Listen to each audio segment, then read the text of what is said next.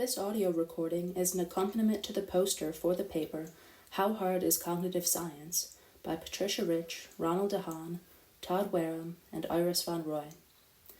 In the paper, we use a fictive dialogue to unpack the implications of our results. This is the live version. In this dialogue, I played Dr. Conjectura, a skeptical cognitive scientist who does not see the relevance of the results from my research practice. And I discussed this relevance with Dr. Conjectura, responding to his questions.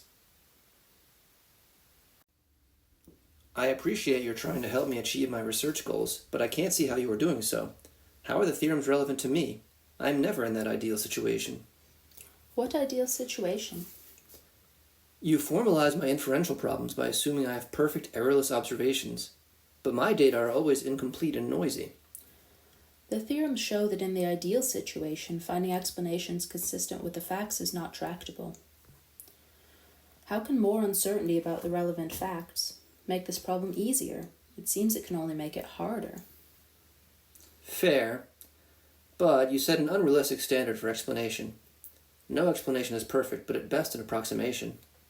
What do you mean exactly by approximation? Well, for instance, explanations do not always need to be consistent with all the data. We need not assume such a high standard. Even if an explanation needs to be consistent with, say, half of the data, generating such half-consistent explanations remains intractable. Oh, that's counterintuitive. I hope this takes away your worries about the idealizations we introduced. In general, many problems that are intractable to solve exactly are also hard to solve approximately, for various meanings of approximation. But I still don't understand. If you would just give me perfect error-free observations, shouldn't it be easy for me to infer the mechanism for producing that data? Explanation does not come for free. The number of possible mechanisms you could describe with language and mathematics is astronomical. Finding a description that pinpoints a mechanism consistent with the data is like finding a needle in a haystack. There exists no general efficient procedure for searching the space. But I've already narrowed down the options. I'm looking only for explanations of a particular cognitive architecture type, adaptive toolbox, or ACT-R. Our analyses encompass this view as one option by constraining the space of possible functions and algorithms according to your architectural commitments. Even with such general a priori commitments, the space remains astronomically large for architectures with non-trivial computing power. What do you mean by non-trivial? Well, even if a system has few possible internal states and its behavior is fully governed by simple rules, generating explanations of its behaviors remains intractable. Do you think that human cognition is simpler than this? No, likely more complex. Then our intractability results apply to your work. Are you saying my work is hopeless? I cannot hope to ever generate a satisfactory explanation for cognition? I wouldn't say hopeless. If you were to hit upon a satisfactory explanation through sheer luck, then you could recognize this. That's not much of a plan. I don't think you need to be any more discouraged by intractability than by the inherent uncertainty in your data, generalizations, and theory that you are already dealing with.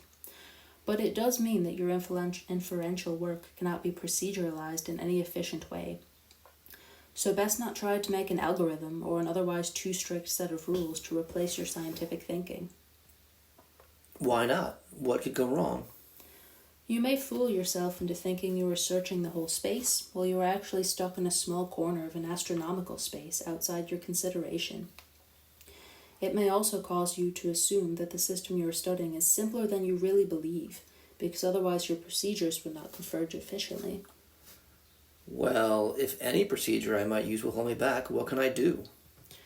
I would endorse a meta approach if not proceduralizing. This is especially important now, as we increasingly focus on a too narrow set of methodological approaches in cognitive science. The best advice I can give pertains to the community. Our only hope of understanding the mind is if the community allows for pluralism in approaches and an unbounded number of procedures different researchers may adopt. Why unbounded? Because it is known that intractable problems cannot be solved by a fixed number of parallel procedures. But if we impose no limit on the number of approaches, wouldn't there be many bad ones?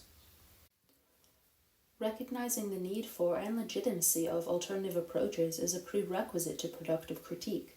So you can critique approaches on substantive grounds, but I must dissuade you from viewing any fixed procedure or fixed set of procedures as the right one and trying to convince others they should adopt it too.